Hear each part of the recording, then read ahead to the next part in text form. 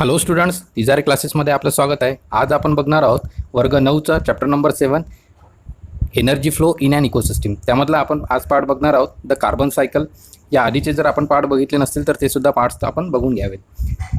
The carbon सायकलमध्ये आपल्याला दिलेलं आहे की कार्बन कशा पद्धतीने एका अबायोटिक फॅक्टरमधनं बायोटिक फॅक्टर्समध्ये कन्वर्ट होतो आणि त्यानंतर पुन्हा बायोटिक फॅक्टर्समधनं अबायोटिक फॅक्टर्समध्ये कन्वर्ट होतो, हे आपण इथे बघणार आहोत. The carbon circulation and recycling of a carbon from the atmosphere to living the organisms and after their death back to the atmosphere is called the carbon cycle. म्हणजे बघा, जे काय लिव्हिंग ऑर्गॅनिझम्स आहेत, ओके, लिव्हिंग ऑर्गॅनिझम्स, त्यामधून हा carbon जो आहे तो नॉन लिव्हिंग ऑर्गॅनिझम्समध्ये कन्वर्ट होतो आणि नंतर परत तो लिव्हिंग ऑर्गॅनिझममध्ये जातो आणि हे चक्र नेहमीच चालू असतं. त्यालाच आपण म्हणतो कार्बन सायकल. पुढे आपण बघणार आहोत abiotic carbon atoms are circulated and recycled into the biotic form mainly through the photosynthesis and respiration. म्हणजेच काय तर फोटोसिंथेसिस आणि रेस्पिरेशन ह्या ज्या प्रोसेस आपण फॉलो करतो. आता फोटोसिंथेसिस ही प्रोसेस प्लांट्स फॉलो करतात आणि रेस्पिरेशन हे आपण ह्युमन बिंग किंवा ॲनिमल्स फॉलो करतात. तर या प्रोसेसमध्ये काय होतं की अबायोटिक फॅक्टर्समधून बायोटिक फॅक्टर्समध्ये याचं कन्व्हर्जन होतं आणि तसंच बायोटिक फॅक्टर्सपासून अबायोटिकमध्ये सुद्धा at the same time conversion होत राहतं. Hence the carbon cycle is one of the important biogeochemical cycles. आणि त्यामुळेच काय म्हणणं आहे की बायोजिओ केमिकल सायकल ही फारच महत्त्वाची इथे ठरते. Plants convert the carbon dioxide in to the carbohydrates by the process of photosynthesis. म्हणजे कार्बन डायऑक्साईड हे काय करत असतात तर कार्बोहायड्रेट्समध्ये त्याचं कन्व्हर्जन होतं आणि ते फोटोसिंथेसिस या प्रोसेसच्या वेळी होत असतं. Similarly they produce the carbon compounds like a proteins and fats too. आणि त्या कार्बन कंपाऊंड्सपासूनच शेवटी आपण प्रोटीन्स आणि जे काय फॅट्स आहेत ते तयार होत असतात प्लांट्समध्ये. हार्बिवर्स स्पीड अप द प्लांट्स, म्हणजे जे हार्बिवर्स आहेत, जे शाकाहारी आहेत, ते प्लांट्स खातात. त्यानंतर carnivores speed up upon the herbivores, म्हणजे बघा हर्बिवर्सला कार्निवर्स खात असतात. कार्निवर्स म्हणजे मांसाहारी, हार्बिवर्स म्हणजे शाकाहारी. In this way biotic carbon is transported from the plants to herbivores. म्हणजे काय झालं बघा, सुरुवातीला कार्बन ॲब्सॉर्ब करण्यात आला फोटोसिंथेसिसच्या वेळी प्लांट्समध्ये. त्यानंतर तो जो कार्बन होता त्याच्या बेसिसवर फॅट्स आणि प्रोटीन्स तयार झाले प्लांट्समध्ये आणि ते हार्बिवर्सनी खाल्ले. त्यानंतर त्या हार्बिवर्सला कार्निवर्सली खाल्ले. म्हणजे बघा, तो जो कार्बनचा जो कंटेंट आहे तो कंटिन्युअसली या लिव्हिंग ऑर्गॅनिझमपासून दुसऱ्या लिव्हिंग ऑर्गॅनिझमपर्यंत पोहोचत गेला. ज्या ट्रॉफिक लेवल आपण म्हणतो त्या ट्रॉफिक लेवलमधून तो जात गेला. त्यानंतर म्हटलेलं आहे की from the herbivores to carnivores and carnivores to apex consumer. म्हणजे असं करत करत तो शेवटी फायनली जे काय टॉप कन्झ्युमर्स किंवा त्याला आपण अपेक्स कन्झ्युमरसुद्धा म्हणतो त्या अपेक्स कन्झ्युमरपर्यंत तो पोहोचतो. आणि जेव्हा हा अपेक्स कन्झ्युमर पूर्णतः डेथ होऊन जातो, ठीक आहे, मग त्यावेळी त्याचं डिकम्पोजिशन होतं. मग त्या डिकम्पोजिशन प्रोसेसमध्ये सुद्धा काय करतात की बॅक्टेरिया आणि फंगी जे आहेत ते त्या कार्बन डायऑक्साईडला रिलीज करून टाकतात ॲटमॉस्फिअरमध्ये. खाली पॅरेग्राफमध्ये दिलेलं आहे बघा, eventually after death of all the consumers are decomposed by the composers like a bacteria and fungi and carbon dioxide is released again into the atmosphere and is used again by the living organism. म्हणजे काय होतं की जे bacteria आणि fungi यांनी जे काय carbon release करून टाकला होता त्या बॉडीमध्ये डेथ झाल्यानंतर, तर तो जो कार्बन होता तो परत ॲटमॉस्फिअरमध्ये मिक्स झाला आणि नंतर पुन्हा जे परत प्लांट्स आहे किंवा इतर जे काही लिव्हिंग ऑर्गॅनिझम्स आहे त्यांनी स्वतःच्या प्रोसेससाठी किंवा फूड बनवण्यासाठी किंवा रेस्पिरेशनसाठी किंवा फोटोसिंथेसिससाठी त्याला परत वापरण्यात आला. तर हे चक्र इथे चालू असतं. In this way carbon is continuously pass from the one of the living organism to the another. After the death of the living organisms carbon goes to the atmosphere and is again taken up by the living organisms.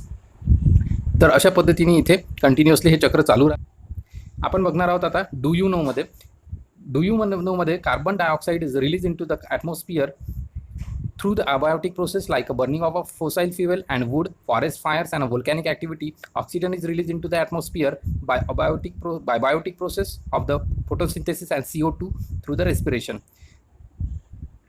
The equilibrium of the oxygen and carbon dioxide gases in the atmosphere is maintained by the plants. म्हणजे इथे या पॅरेग्राफमध्ये दिलेलं आहे की carbon dioxide जो आहे तो release होऊ शकतो अबायोटिक प्रोसेसमुळे सुद्धा. जसं की जे काय आपण पेट्रोल जाळतो किंवा काही इंधन जाळतो, फॅक्टरीमधला जो धूर असतो किंवा आपण लाकड जाळतो, कधी कधी जंगलामध्ये सुद्धा आग लागून जाते किंवा व्होल्कॅनिक ॲक्टिव्हिटी जे असतात, म्हणजे व्होल्कॅनो जे असतात व्होल्कॅनोमधून सुद्धा धूर निघतो, आग निघते, ठीक आहे. तर यापासून सुद्धा जे काय कार्बन डायऑक्साईड कंटिन्युअसली बाहेर निघत असतो तर ते सुद्धा एक आपल्यासाठी चिंताजनक गोष्ट आहे आणि आपल्या एन्व्हायरमेंटमध्ये कुठेतरी ऑक्सिजन आणि कार्बन डायऑक्साईड याचं इक्विलिब्रियम असायला पाहिजे. म्हणते इक्विलिब्रियम म्हणजे त्याची इक्वेलिटी असायला पाहिजे. दोन्ही जे काय प्रमाणात आहे त्या प्रमाणात ते मेंटेन राहिलं गेले पाहिजे, जेणेकरून आपण ह्युमन बिईंग किंवा पूर्ण जी काय सजीव सृष्टी आहे त्याला त्रास नको व्हायला. कारण बरेचसे जे जीव आहेत ते ऑक्सिजनवरच जगतात. ओके, ऑक्सिजन जर नसेल किंवा कार्बन डायऑक्साईडचं जर प्रमाण ॲटमॉस्फिअरमध्ये जर जास्त झालं तर कुठेतरी आपल्याला श्वास घ्यायला त्रास होणार आहे आणि याच गोष्टीचा आपल्याला विचार करायचा आहे. तर इथे आपला carbon dioxide the carbon cycle हा जो पार्ट आहे हा इथे संपतो.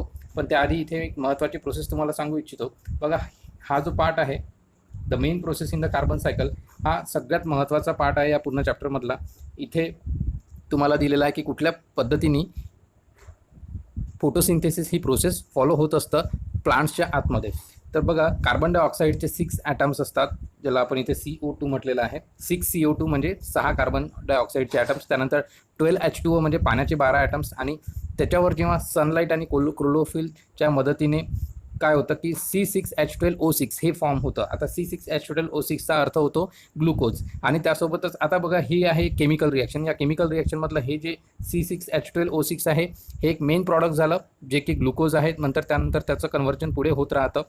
त्यानंतर बघा, इथे काही 2 बाय प्रॉडक्टसुद्धा तयार होतात. ते म्हणजे 6H2O हे एक बाय प्रॉडक्ट इथे तयार होतं आणि दुसरा सुद्धा एक बाय प्रॉडक्ट तयार होतं, ते म्हणजे ऑक्सिजन 6O2 म्हणजे 6 ऑक्सिजनचे ॲटम्स इथे सुद्धा तयार होतात. तर आणि इथे हा जो ॲरो तुम्ही बघू शकता, हा एक ॲरो वरच्या दिशेने तिथे दाखवलेला आहे ऑक्सिजनच्या समोर. याचा अर्थ हा आहे की ते प्लांट्स ऑक्सिजन रिलीज करतात आहे स्वतःच्या बॉडीमधनं. तर याचा अर्थ असा आहे की जेव्हा ही मेन प्रोसेस सुरू असते फोटोसिंथेसिसची, त्यावेळी ऑक्सिजन रिलीज केलं जातं झाडामधनं. आणि म्हणूनच हे ऑक्सिजन आपल्यासाठी खूप महत्त्वाचं असतं. त्यामुळे असं म्हटलं जातं की आपण प्लांट्स लावायला पाहिजे. त्यानंतर तुम्ही खाली बघू शकता की ही जी प्रोसेस आहे वरची, ही कंप्लीट प्रोसेस होती फक्त फोटोसिंथेसिसची. वरची जी प्रोसेस आहे ती फोटोसिंथेसिसची प्रोसेस होती. आता खालची जी प्रोसेस आहे ती आपण बघणार आहोत की कुठल्या पद्धतीने एकदा ग्लुकोज तयार झाल्यानंतर त्यापासून जो काय प्लांट स्वतःची एनर्जी कुठल्या पद्धतीने तयार करू शकतं. तर इथे बघूया शकतं 6H12O6 म्हणजे ग्लुकोज प्लस ऑक्सिजन 6O2 मायक्रोकॉन्ड्रियाच्या थ्रू ही प्रोसेस चालते. मायक्रोकॉन्ड्रिया हा सेलच्या आतमधला एक पार्ट आहे. इथे 6CO2 हा रिलीज केला जातो plus 6H2O plus energy form होते. या एनर्जीला आपण पुढे नंतर बघणारच आहोत. एनर्जी ही ATP या फॉर्ममध्ये तयार होते. पुढे आपण नंतर त्याला डिटेलमध्ये बघणार आहोत. तर आजच्या पुरतं इतकंच. भेटूया नेक्स्ट लेक्चरमध्ये. मित्रांनो, माझा जर तुम्हाला हा व्हिडिओ आवडला असेल तर नक्कीच तुमच्या मित्रांना शेअर करा. तिजारे क्लासेस या चॅनलला सबस्क्राईब करा, लाईक करा. थँक्यू.